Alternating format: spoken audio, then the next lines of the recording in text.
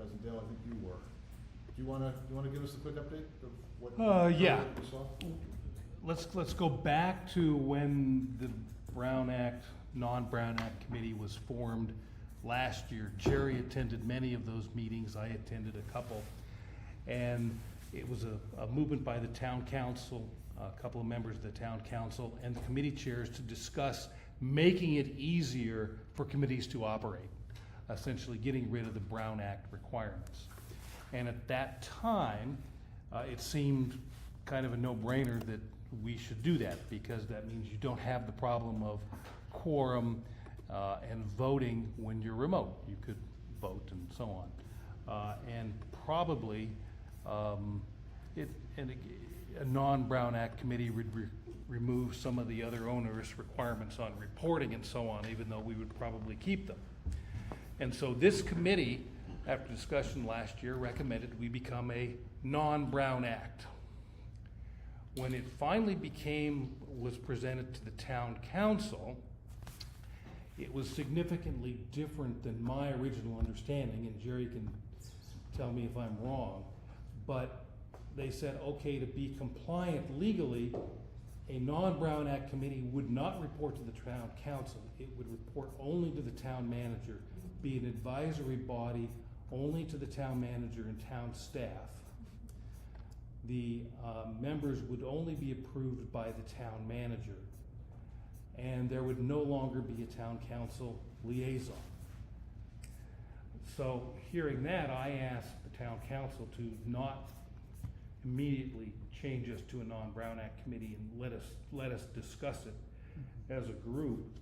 And my concern is, if you look at the committees that remained Brown Act committees, the other ones that stayed Brown Act, all of the other safety committees, the wildfire, the geologic safety, and so on, stayed as Brown Act committees, primarily as advisory to the town council, so they would not become just a sort of a report to staff type committee. And so based upon that, I asked that we not become a non-Brown Act, and asked Chris, as the chair, to put it on the agenda to bring it back to this august body to have that discussion. Ray? What's the impact of budget? Do we not have budget if we're a non-Brown Act? They didn't discuss that, but I assume it would be. You would still have the budget. You'd still have the budget. Okay. All right. But it wouldn't be handled the same way. It would be handled through the town manager. Because, we take care of batteries and maintenance and stuff like Yeah. that. So what disadvantage would there be if we become a non-Brown? We would not have a council liaison. We would not report to the town council, so we would no longer be an advisory body to the town council. And for those of us who are concerned about visibility of this committee anyway, we would drop down another notch in terms of visibility. And practically speaking, assuming that we would have an informal channel to the town council so that we would have some form of communication, although not official, what practically difference would that make? I think in the long term, we get shuffled down. The only people becoming non-Brown Act committee are like cultural arts and parks and rec. I think it comes down to influence and accountability. If you are appointed by the council and report to the council, then you have influence, direct influence to the council on whatever issues are important regarding emergency preparedness.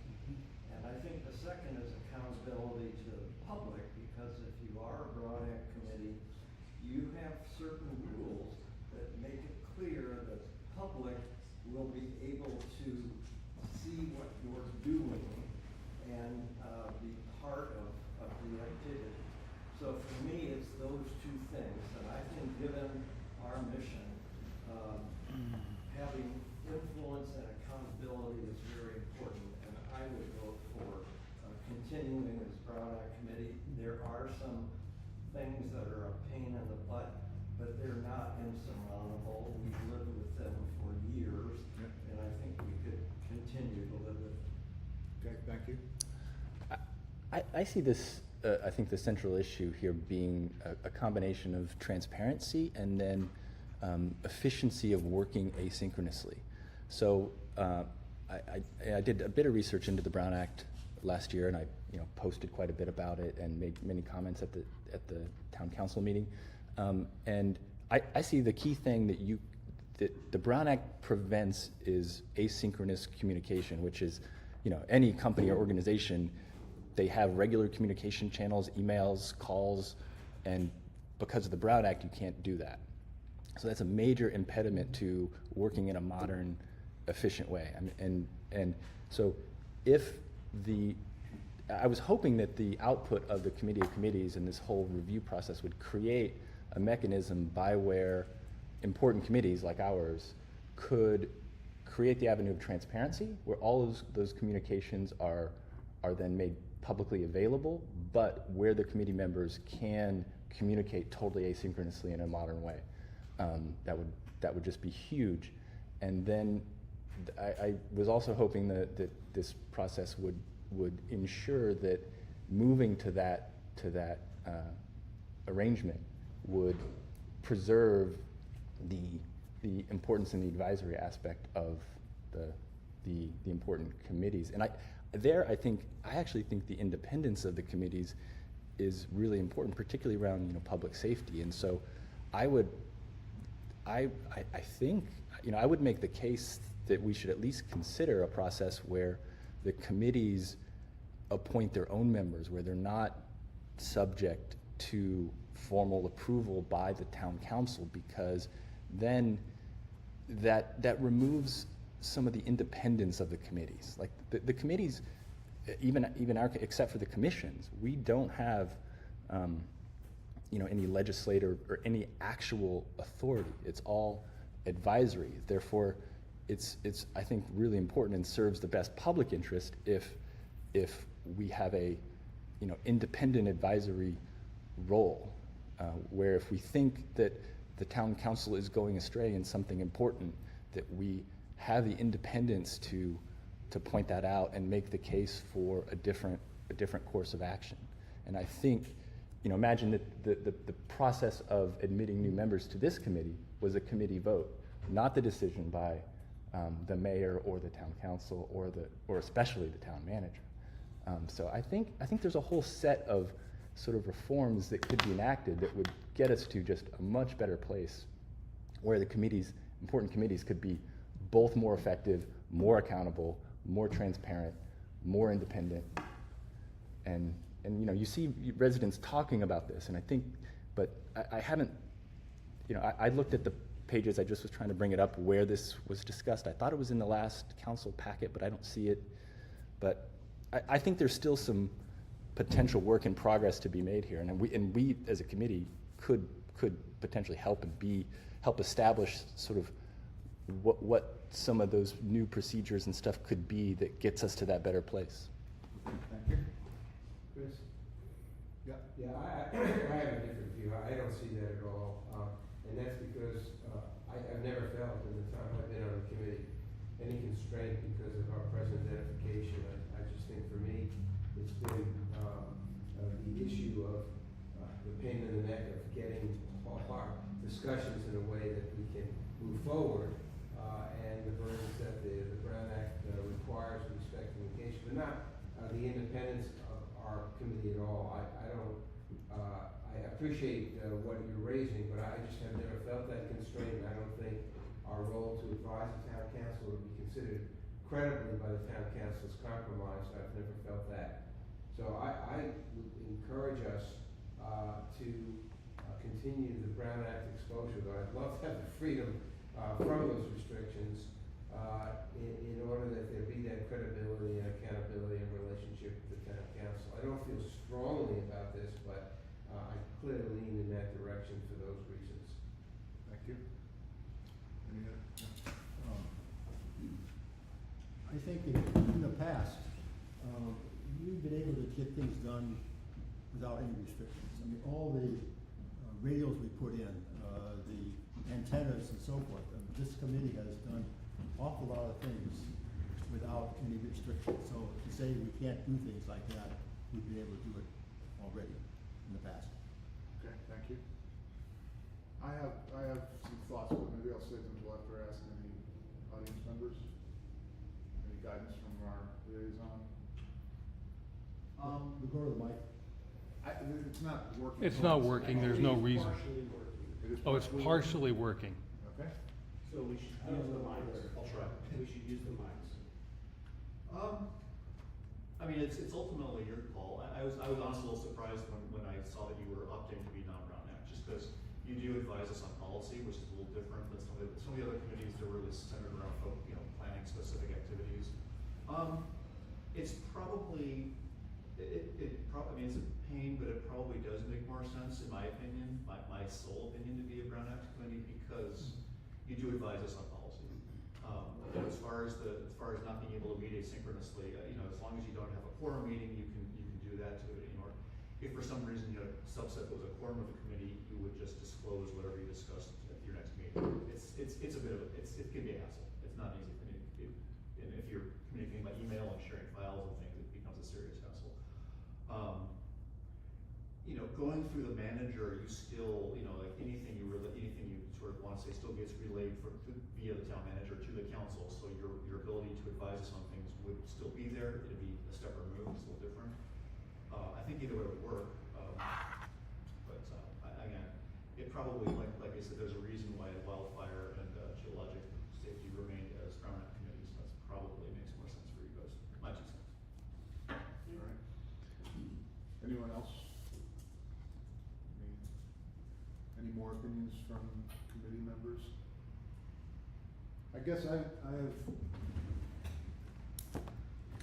yes, my individual opinion on that as a member of the committee is, I think we've been very effective in getting things done over the year. I've never felt a constraint from the council in any way that we're doing anything, and so I understand the difficulty. I understand the concept of asynchronous communication and not wanting to exceed a quorum, but as Jeff just told us, that's manageable. We do that without getting a quorum together.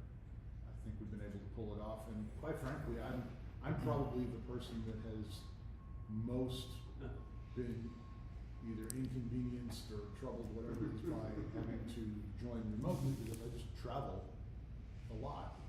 And nonetheless, we've made that work. In fact, we tested it now. We tested it at the end of last year. And,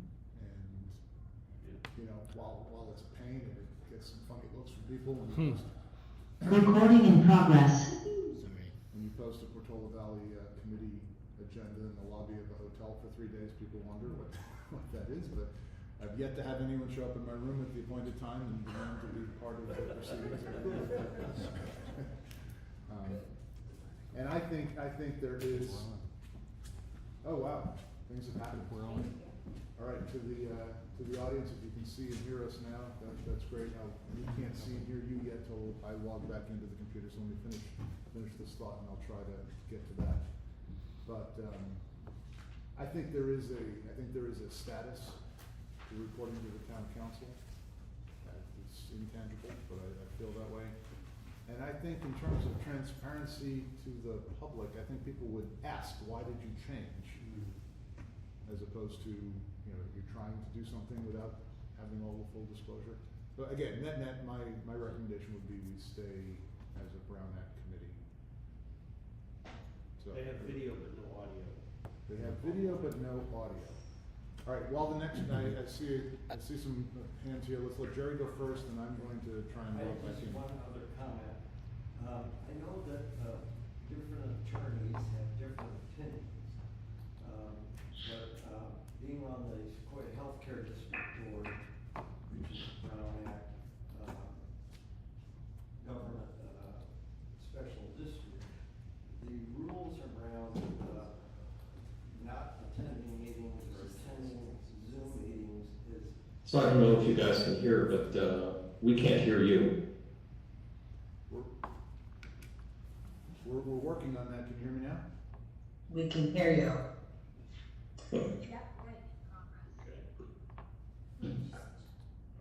So my comment All right, is can that. you hear us now? She said you can hear. Yeah.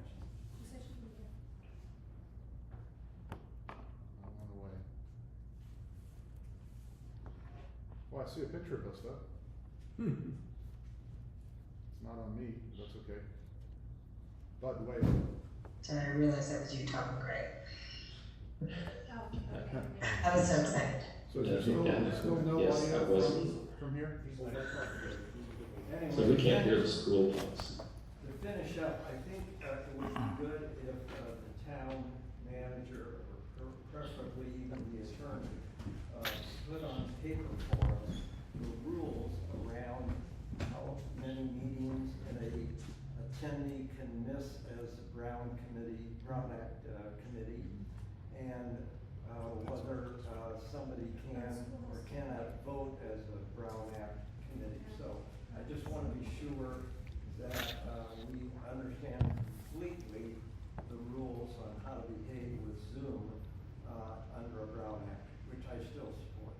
Yeah, some of those, Jerry, are gonna be governed by the council handbook, like how many meetings you can miss. I don't think the Brown Act specifically calls out how many meetings you can miss. Our attorney at the Sequoia Healthcare District says it does. Oh, really? Okay. So that's why I'm just trying to make sure that we understand what it is, or how the town is going to interpret it, and that's fine. Another legal issue connected to this is that standing subcommittees of Brown Act committees are subject to the Brown Act. I think that's pretty crystal clear and Standing committees so are, but not ad hoc, exactly. So it's, you know, I had this discussion with Craig Taylor because I think his feedback after our approval was also a Brown Act violation, and we were operating last year for the evacuation plan subcommittee as if we weren't subject to the Brown Act. But when I found out that we should be, then or we are, then that's a big deal. And I think the town basically seems to operate as if you form a subcommittee in order to then take things, you know, offline or not be subject to the Brown Act. But that's actually a violation both of the letter and the spirit. I mean, not if it's an ad hoc committee, but declaring Well, a that's committee. very simple. We just make all our subcommittees ad hoc. Well, that actually doesn't work because there's to try to skirt a critical Brown Act rule for just based on the labeling of a committee,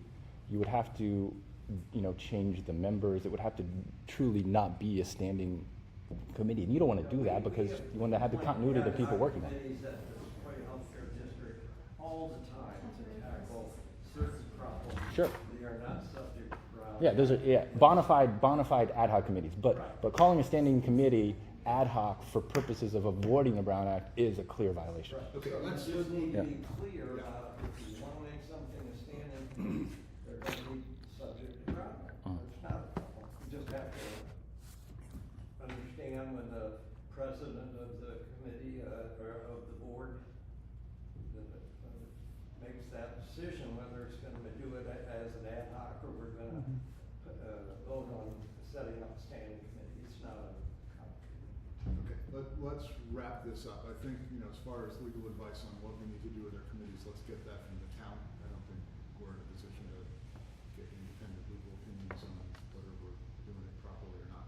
But I think it's worth some follow-up just to have a discussion, make sure we're all doing the right thing. So I think, I'd like to see us take a vote on whether we go Brown Act or non-Brown Act. So I guess, I make a motion that we continue to be a Brown Act committee. Second. all right, and the vote, all in favor? Or is there any discussion, I suppose? All in favor? So you Aye. voted for, I'm sorry, the motion is To be Brown Act. Remain a Remain Brown Brown Act Act. committee. Okay, so that's unanimous? Yeah. Okay. You have to ask for standing, which standard did you go up? You had to keep going up and down. No, I support that Okay. because we don't have another good alternative. I think we could produce a good alternative. That's a little bit longer term thing, it seems. Well, I thought it was a good discussion, good debate, a lot of points, took a little longer than the 5 minutes I'd allocated, but, it's an important decision. So I'm glad we did that. We have two more important ones to go here. We have the evacuation plan status and the overview Can anyone on Zoom hear the schoolhouse? We can hear you. Nope. Okay, It looks like it's still muted up there on the screen for the schoolhouse. nothing over here. Okay, I understand they're still working it. We're still working on it. Yeah, a little frustrating. Historic schoolhouse, I mean, the schoolhouse. We could have Bud write everything we're saying on the chalkboard right behind us. How fast? Transcription, live transcription. All right, let me ask a couple questions here. Vic, how long is your evacuation plan out of date? Well, depending on how much discussion is, my presentation will be 5 minutes. Plus discussion. If it's all right with you, I'd like to reverse the order of 8 and 7 and give the Woodside Fire Department the Good. Absolutely. time for their Firewise presentation. Perfectly fine. Good.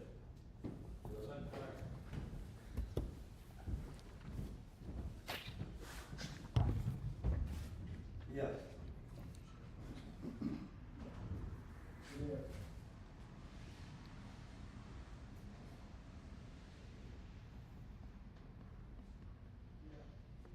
Excellent. Oh, excellent. We can see it. That's great. At least the Yeah, public. you can see it. Yeah. At least the public can see. All right.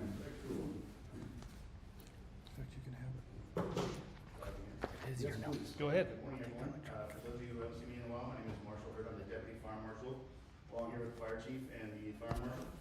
And today I'm going to do a brief presentation on the becoming a Firewise community. Thank you. So why become a Firewise community? In 1997, Firewise was started by providing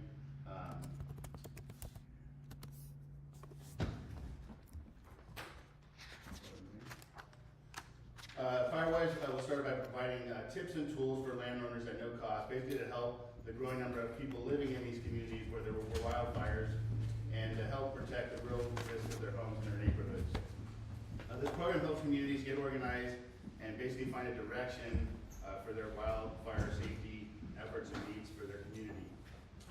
The Firewise program basically provides your neighbors like a framework for reducing the risk of wildfire. This is something that the community comes together, the neighborhood comes together and kind of forms on their own, and I'll get into that a little bit. And then some of the benefits is there is some insurance benefits. I've heard some rumors, people have taken $8, I've heard 5%. I don't know if anybody else has experienced anything with insurance, so there's some different information on that and what you can save. So basically to form a Firewise committee, you need to establish a board. And that board is consistent of about 5 members from the community and comprised of the residents and the areas of the community, I guess. You know, these Firewise communities could be as simple as, like, say, for example, the park, Brookside, section of the Portola Valley, or Portola Valley Ranch as an example, or the largest one right now is the Big Westridge area. So they could be smaller or larger. Basically, you must have a minimum of 8 residents or homes that are willing to participate, and then up to 2,200 in each Firewise community. Is that eight parcels or Correct. 8 residences? Well, you need 8 residents, because you need people on the parcels to take care of them. So some of the empty parcels, we have to find out who owns them, and get them to get involved in it. So, in a case like Sequoia, is one parcel. Yeah, Sequoias could be a Firewise community, the entire, in fact, I've checked with the state already on that, because that question came up a while back. So working with Woodside Fire, basically we assist and guide you through this process. There will be an assessment, should be a community-wide view, and identifies areas of successful wildfire risk reduction and areas where improvements could be made. Emphasis should be made on the general conditions of the homes and related home ignition zones. The assessment is a living this assessment is a living document and needs to be updated a minimum of every 5 years, and I'll cover that. So basically the assessment is something that we assist with. Sometimes we're getting the communities to actually handle the assessments, and we go out and we evaluate, roofing materials, gutters, windows, siding, and things like that, and come up with a percentage to put in your application for the Firewise process. So one thing you have to do in this process is develop an action plan. The board or committee will use this risk assessment to create the 3-year action plan. So basically, after we do the assessment and we figure out what the needs are of the community in the Firewise area, we come up with a 3-year action plan. And that's broken down by year that identifies and prioritizes the actions to reduce emission risk to homes. These can include community-wide investments, along with suggested homeowner actions and education activities. So this is a combination of educating, participating, and then following through throughout the years. This document is required to be updated at least every 3 years. So the action plan is reassessed and reevaluated every 3 years. What is NFPA? National Fire Protection Agency Association. So it's a national, we have to submit all this to some sort of national database? Well, they're the over one, they kind of oversee it. You submit it through CAL FIRE, Okay. and but it's over under an NFPA. Worried about the data. Yeah. So one thing I mentioned is outreach and education. So we're supposed to host a minimum of 1 wild risk reduction education outreach to your immediate community or your Firewise neighbors. And then the application, once we've met all the minimum risk reduction investments, we'll provide all the documents as well as a map, and that gets submitted to CAL FIRE, which is under NFPA.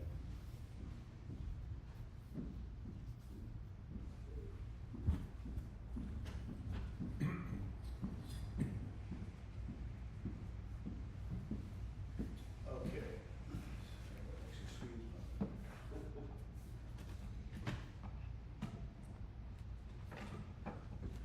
So what makes you a Firewise community?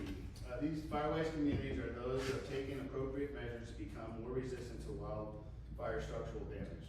And a lot of this is already happening. We've been talking about home hardening and all these things for years. So this is kind of just a little more organized and thorough program for you to be involved in. The Firewise techniques includes minimizing the risk of home ignition by carefully landscaping around the resident structure, such as thinning of trees, brush, and choosing fire-resistant plants. Selecting ignition-resistant building materials and positioning structures away from slopes. The program criteria and additional information can be found on the Firewise website.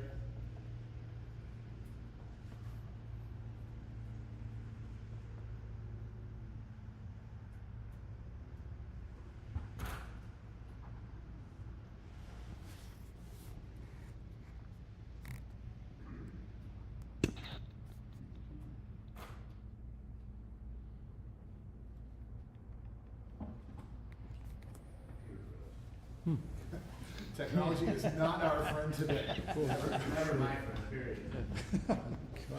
First February, isn't this like Groundhog Day or something? I had a rough time.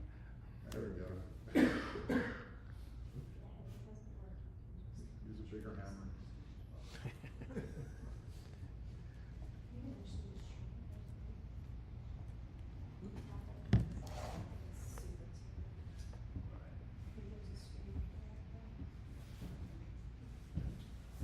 So we'll cover real quick, basically the Firewise annual renewal process.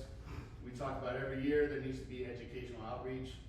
The community or the Firewise area will have to provide and host an outreach event and work with neighbors on addressing items in the action plan. Basically, continuing education, communication on what the process and what your plans are. The risk reduction investment, the record of what your community efforts to reduce its wildland fire risk in the calendar year. So basically, they want to see a number attached to of what you're doing. They want to see a money investment as well as time. You can include any time investment and expenses with your community that you may have had to reduce wildland. So any type of vegetation management, or if the community gets together and decides we're going to have a big dumpster delivered to the neighborhood and we're going to all dump stuff in there for the weekend, that would be things you would keep track of your expenses and so on and so forth.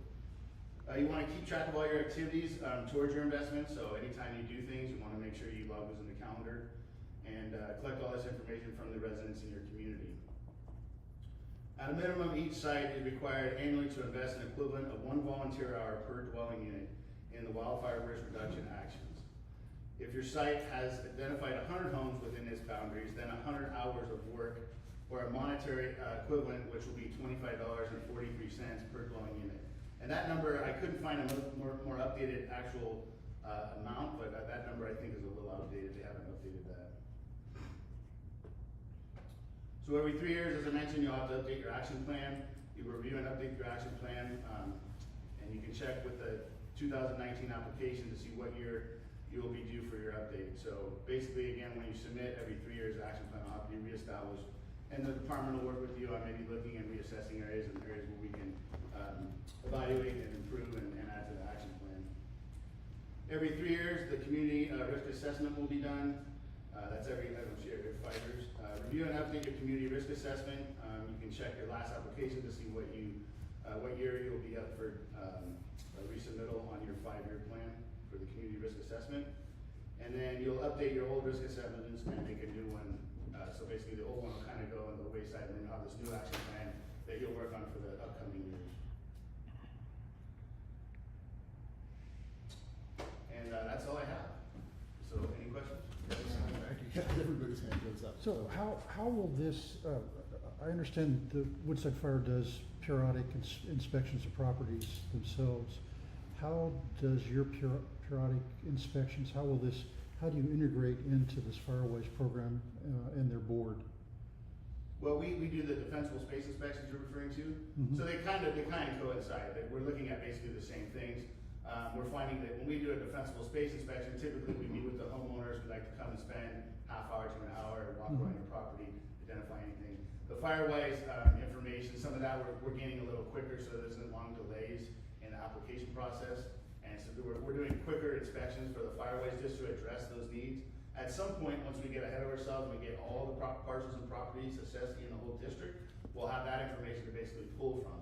But that'll take time to get all 6,000 parcels, have a full defensible space inspection. And just to add to what Marshall is saying, so the same software that I presented to residents and multiple presentations I've done in the last few months, the software Firewise, Fireside, they're currently working on a dashboard specific for Firewise communities, where they are taking KML files for us, incorporating what we currently have, and then as new ones come up, so that while we do all these defensible space inspections for all our residents, if a specific community, as we collect that data, if a specific community, the ones that we've already done, it'll take that plus the ones we do in addition because they want to become Firewise. Let's say there are particular properties that had not been done yet, we would do those.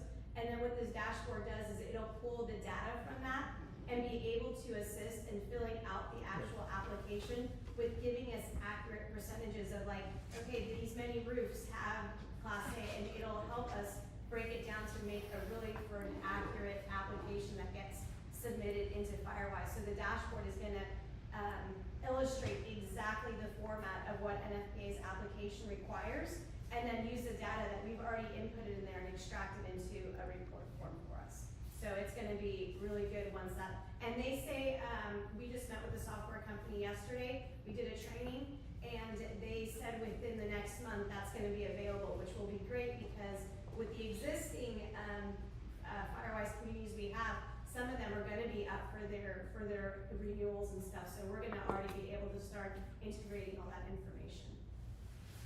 Thank you. There were other questions. Yeah. Are we on this? I don't think so. No, I text Selena, she says they can't hear I'm anything. talking as if they were good connection into this. So, thanks for all this effort, it's fabulous, but the one frustration and related question I want to ask is, in our community, for example, on Golden Hills, we've got 30 families, and we've done a lot of volunteer work, which frankly, I think would be compliance with almost everything that you're doing. But when I raise the question of a Firewise effort and the documentation, they're tired. I mean, they're exhausted with what they've already done.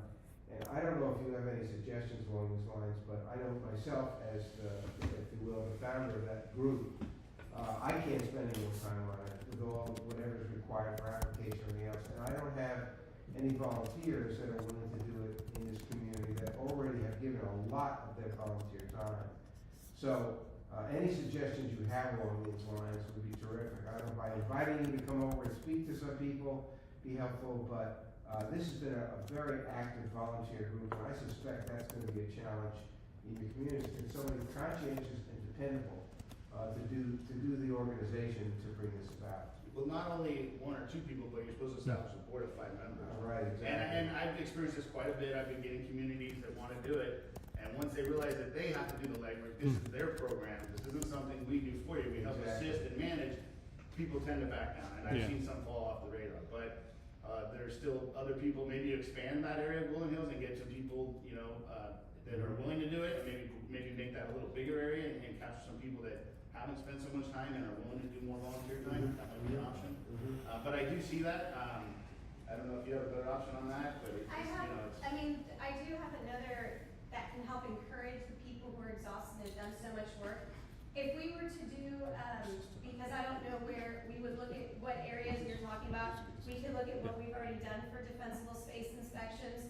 Maybe we can go out there and do, because they've done so many efforts to do their defensible space, we can do an updated defensible space inspection to see where everybody stands. And then be able to say, hey, you guys, this really won't be as much work as you think because you've done such a great job. I mean, I'm just saying this could be a possibility, right? You guys have done such a great job, it really doesn't take much, you just need to get people on a board, talk to your neighbors, this is what you would have to do, walk them down, this part's already done, you don't have to do more, you've met these requirements, let's say, because let's say they've already done all their roof, all their gutters, let's say all that's done, then that part of the legwork, maybe because they've done it, that's the hard part that they're exhausted from, but maybe with some encouragement and support of saying, hey, this is what you would have left to do, and have some people go, okay, maybe that's not that bad. It's not like we're starting from scratch, you're starting from a different point.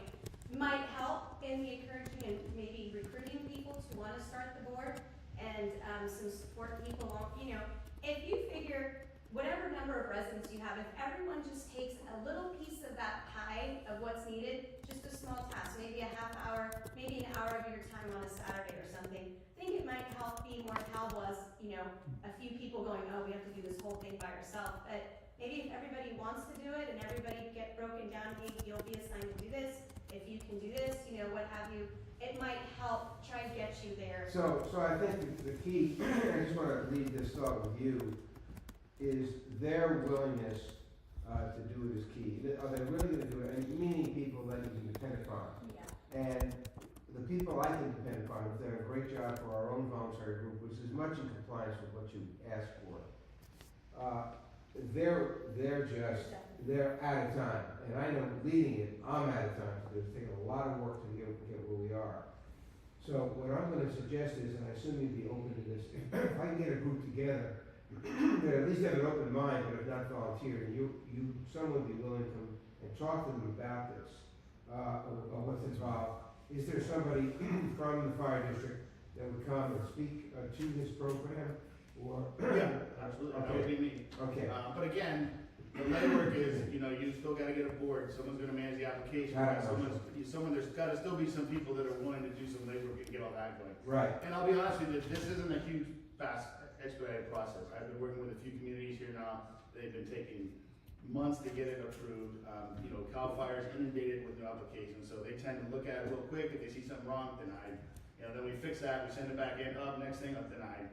So it is somewhat a little frustrating, and I encourage your residents to be patient, and we just accomplished another one last week or 2 weeks ago. So currently we have 5 total fire-wise neighborhoods in our community, with probably another 3 or 4 that are, you know, putting people together, getting boards ready, getting them and working on stuff. So, I just want to be honest with you, it's not a process that happens in a week or 2. So. Got it.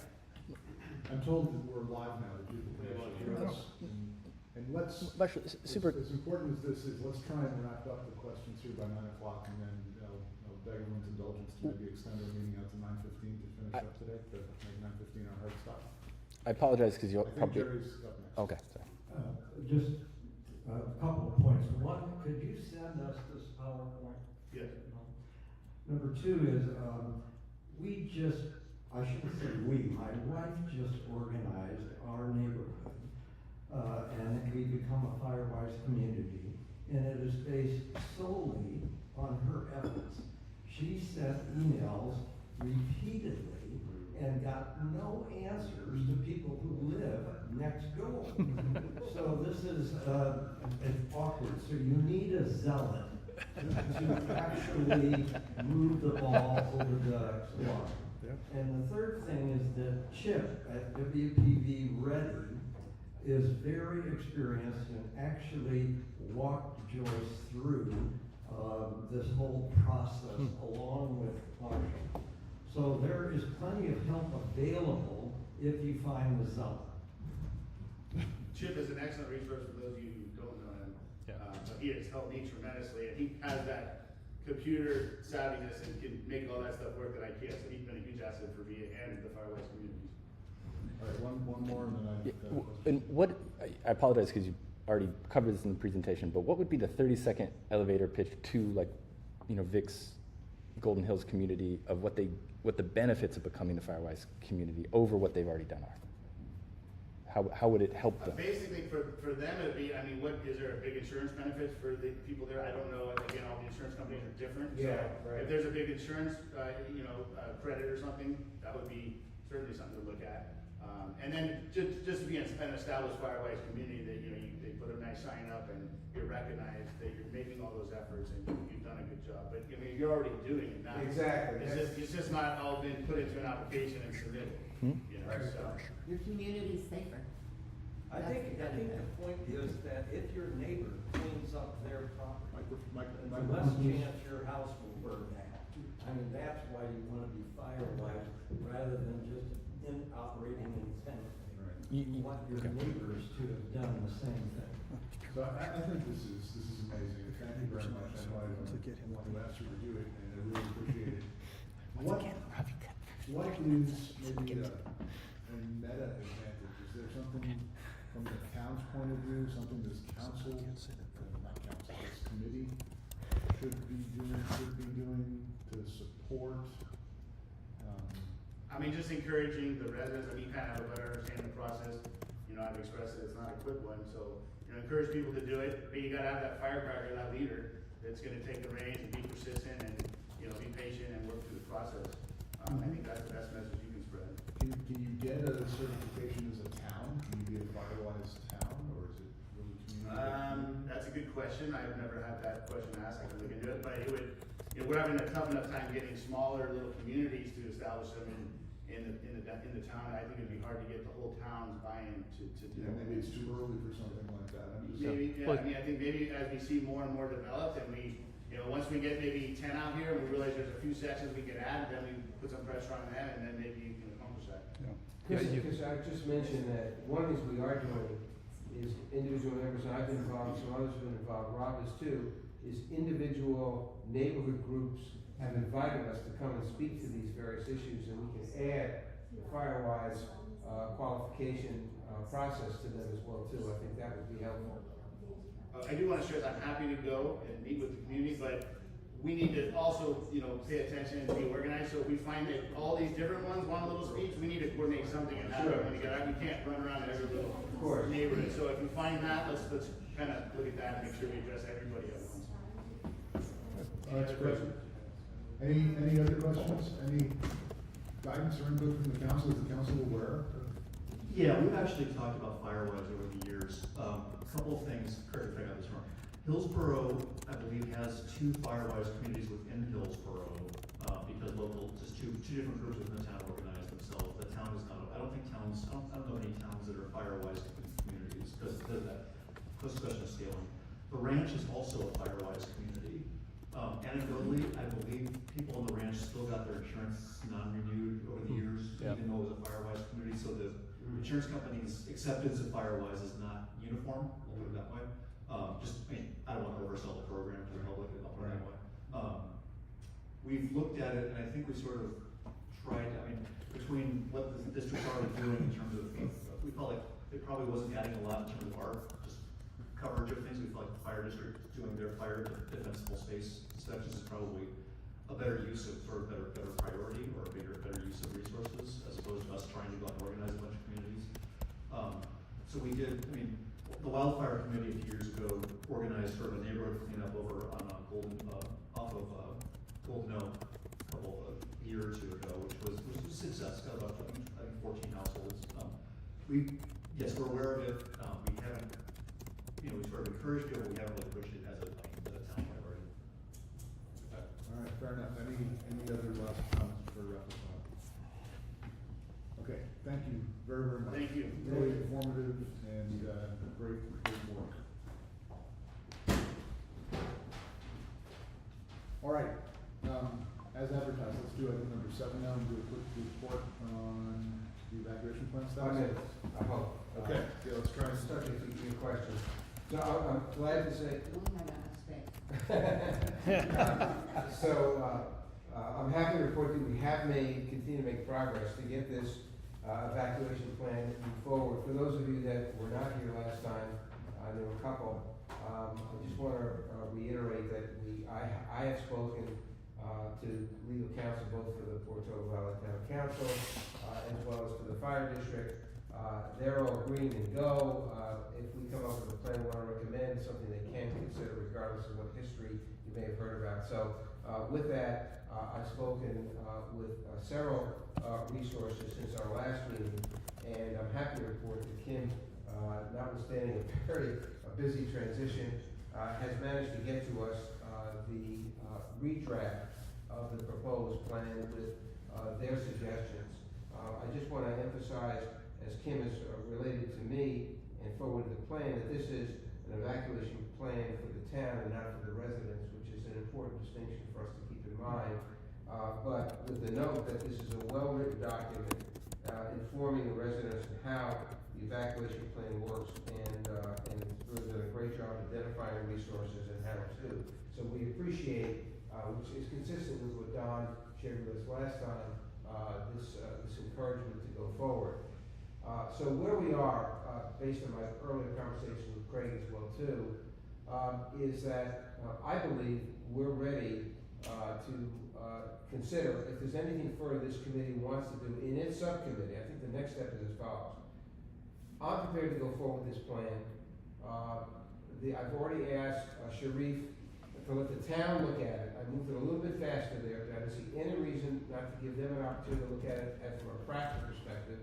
Sharif has been great with all that he's been doing, saying they're going to take a look at it. It's going to take them a couple weeks with what's going on to do that. The question becomes, to what degree our committee wants, our subcommittee wants to look at the substance of any drafting or redrafting. I know Dale had a couple of comments on it as well too, so that we get our committee to feel comfortable with it. Craig, for some reason, for whatever reason it was that I'm not entirely clear, feels it's important to have the town present, the staff present this to the town council. I don't think one way or the other it makes that much difference who does or doesn't, but from a credibility point of view, I certainly would encourage the town to be behind us, or we be behind them, to present it with a formal presentation with we're there at that next step. So my view is, at this point, is that it's up to us to decide, do we need anything more internally as a committee at this point? Get that done, and then try and get on the agenda with the town promptly this recommended plan, and yes, seek their approval for the plan and get this thing off the dime. And I think we've moved a great deal from a little bit of the impasse we were before. That's where we stand on looking for your guidance. A couple of comments. I did a quick review of what Kim did, and I appreciate what Kim did, but Got to turn it on. Oh, there we go. I appreciate what Kim did, but there are some significant issues in it. I just reviewed it a little bit, and I found one kind of glaring issue. And part of it is because some of us on the subcommittee spent, 2 years in meetings with, kind of all of the stakeholders, and also have the benefit of the big evacuation plan done by Fair and Pierce. So I think the subcommittee needs to look through this document again, because some of it takes things from what we did, but it incorporates some other stuff also. So I think the evacuation subcommittee needs to review. Who's on our subcommittee, Dale? Presently, it's you and who else? Rob, Randy, and myself. Okay, Randy. All right. So just to respond to that, it seems to me getting the three of you together, to do that is something we can do fairly promptly, and do that simultaneous with what's going on. I don't see any reason we shouldn't give the staff a chance to look at it too, and see that you are satisfied collectively, everyone is satisfied that it's ready to take to the town council. And I see that as the next step that's desirable. It's up to all of you. I'm happy to forward you whatever I've got to do that, but I think we need to get that step done, if it makes you comfortable. Rob? So I haven't had a chance to get back to Kim on it, and I've really been whacked the last few days. You know, I appreciate everything that's done to the plan. Unfortunately, my wife and I are moving out of Portola Valley. And so this is my last EPC meeting, and I'm not gonna be able to spend any time on this from now. But my advice to the EPC is that, and I got this from Dave Barnett from the DIM before he left, and he's written several of these plans, is that we want to try to find, you know, what did you call your wife, Jerry? Zealot. We need to find a zealot, and a zealot that can get all of this into their mind and spend a lot of time for consistency. You know, I can try to help a little bit, but I'm going to be whacked like crazy. But what happened over the last 2 years in these meetings, especially with the DEM, is practical issues came up. You know, this isn't going to work. This isn't going to work. This isn't going to work. And to try to get that into the plan too. But my advice is we try to find a zealot, and we feed as much to that zealot as we possibly can to try to feel out all the inconsistencies in the plan. It's a wonderful plan that you've written, and I just think that we need to take it and refine it. That would be my advice. I respectfully disagree, and I want to share why. I think we've got a very decent plan to go forward. And yes, it is not perfect, Rob. We got to get off the dime here. 90% of this thing, we're at a point now that 90% of this thing or more is going to be a decent plan, a how-to, and it'll be practical. And it's not the end. It's going to be an evolving plan that we continue to improve. And I think we need to do what Rob says, which take a hard look at it practically and make sure we're keeping it updated as much as possible. But I think it is time for us to move off the dime and put our little subcommittee together, let them look at it, see what needs to be taken care of, make sure they're satisfied with any glaring problems or related ones, and try and get this on the agenda with the town council, and yes, find a group that's continuing to work to evolve this and update it. And I really encourage us to do that. I think it's ready for that, notwithstanding that we're gonna have some challenges and Have you read it all? Have you read the old plan and the new plan? I have not done the comparison. Then before you make that statement, Yeah. I would recommend you do that. Well, I'm not, that's The not. old plan, like I said, was a result of over 2 years of meetings. You mean version 1.0, the one we passed? The one we passed. Okay. With all the stakeholders. We had the DEM, we had residents, we had the Sequoias, we had the schools, we had the sheriff. We had all of these people in these meetings at various times over those 2 years. So we had the benefit of a lot of these practical things, like Rob said, saying, we can't put that in there because that doesn't make any sense or will not work on our community.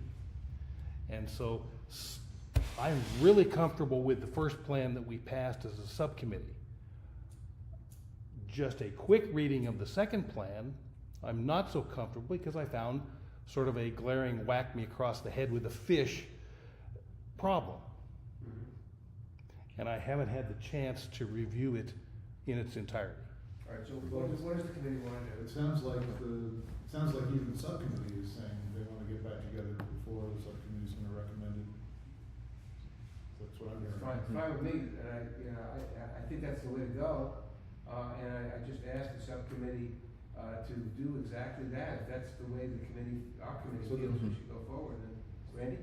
So the other question is, before we go to that, given the importance of this and the duration, et cetera, is that not something you think should come back to the full EPC before submitting to the town? Oh, absolutely.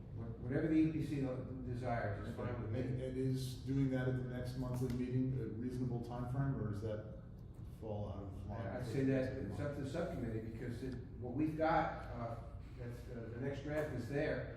the subcommittee feels it can meet, and then come back and make the recommendation at the next meeting as to whether it's, what the next steps are from the subcommittee to the committee.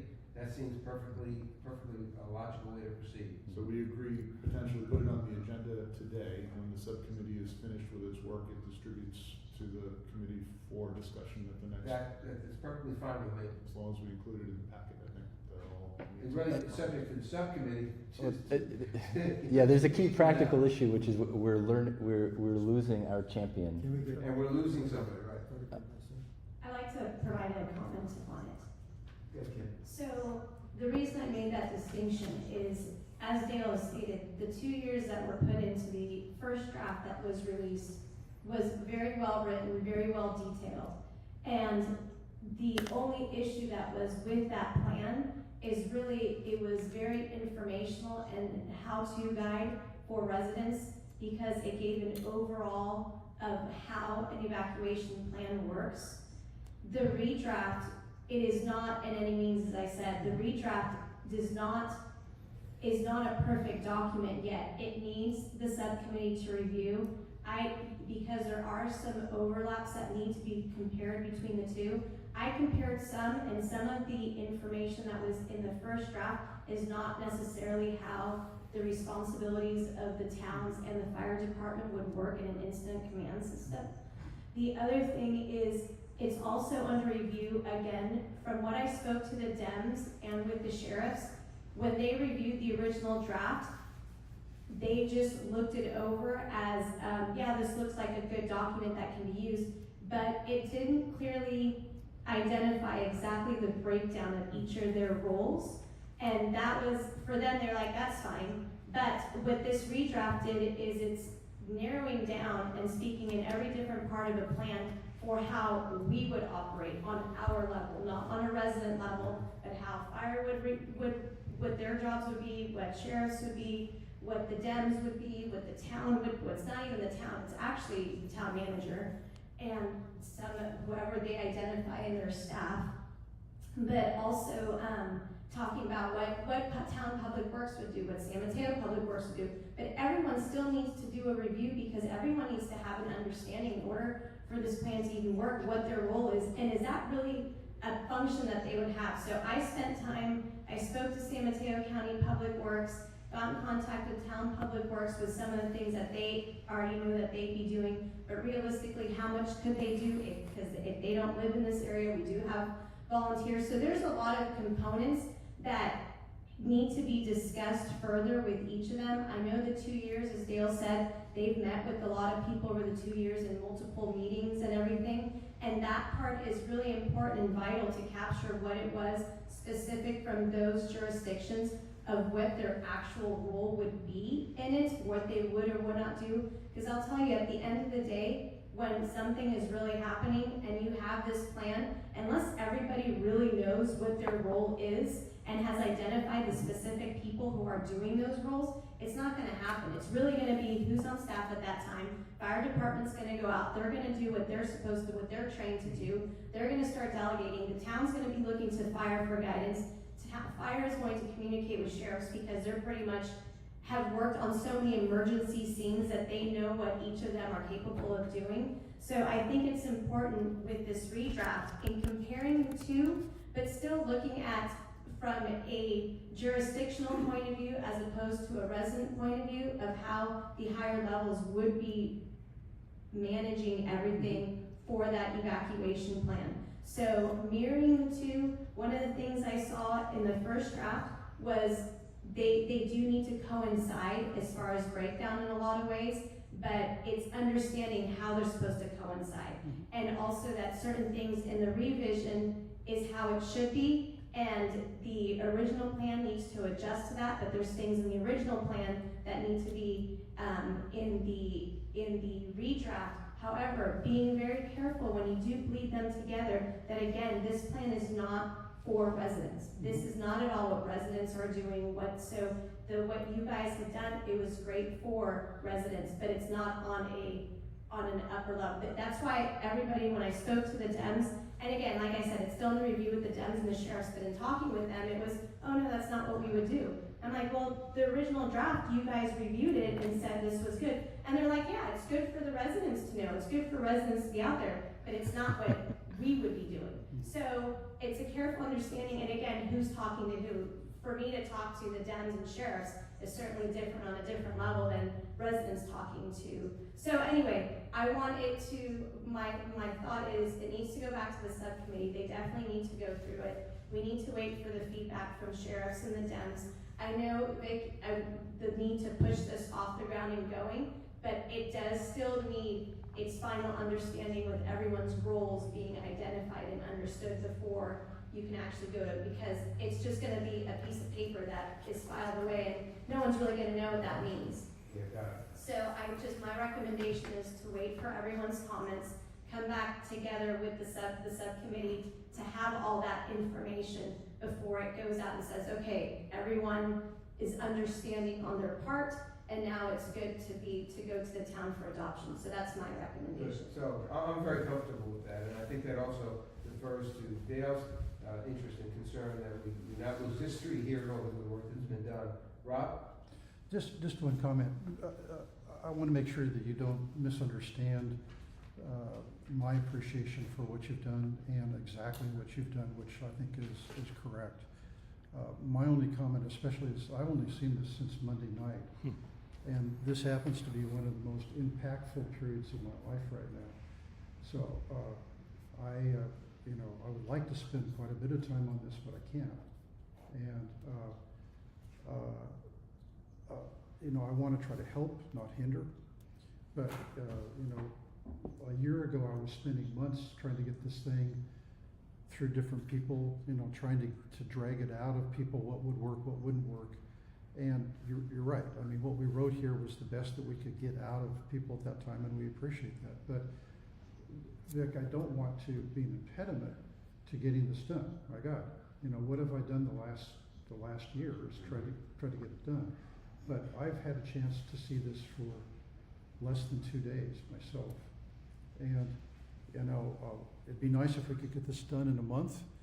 But at the same point in time, the amount of time that it's taken us to try to get people to react to this in the past has been, and so I'd like for the town to be able to get this done rapidly, but people should need to read it, and help what is done, and the fact that what you really are doing is correct. But I don't want to unseat your efforts of getting this done, but I just think that some time spent to try to help and make sure that it fits correctly is worth it. So I think the consensus is there that we go back to the subcommittee for this purpose. Absolutely. I just would keep in mind, perfection is the enemy of good. It really is. And we got something that's getting closer and closer to being done. And I would ask if we need to replace Rob, or what we need to do, maybe we'll do that offline. Let's get this back to the subcommittee, get all the benefit of Kim's good work in the fire department, and move it to the next stage. So the next meeting, hopefully, we'll have a better feel of how we can get this thing moved to the real effective stage. I think your summary is good. I think we're gonna have to cut it there. We really are out of time. We've even gone over our extra allocation. The agenda item for today was an update. I think we got an amazing update. We will put a significant amount of time on the agenda for next month's meeting to discuss that. Can we get a copy? Sure. Is that not in any kind of violation? We get a rough draft out to everybody? I don't think so. I don't think so. I'll send you, Chris, I sent you a copy, I think. If you did, I missed it. Okay, I don't have necessarily everybody's contact information. I think I may, but I may do it through you, and I'll get it to everybody else on the committee if you'd like to look at it. I think an output of this discussion is we want to circulate the document to the committee in its current form, so that way it's open and out there, everyone knows that.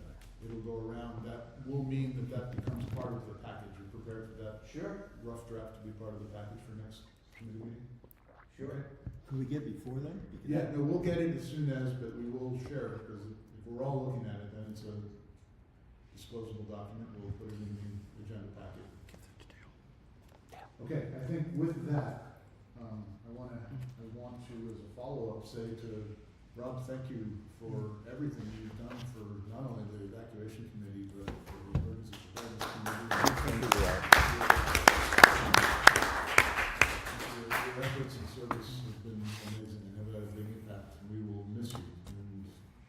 with your email space. Thank you. And we're still gonna call you, Robin, like it or not. And unless you change your phone number, expect expect a lot of, I have Vic's cell phone number, so I know how to do call screening. I am going to table the subcommittee reviewing which ones we've got and their chairs to next time in addition to the reports. I will make item 10 a one sentence. Jeff, welcome as our town council liaison. It's great to have you here. Absolutely.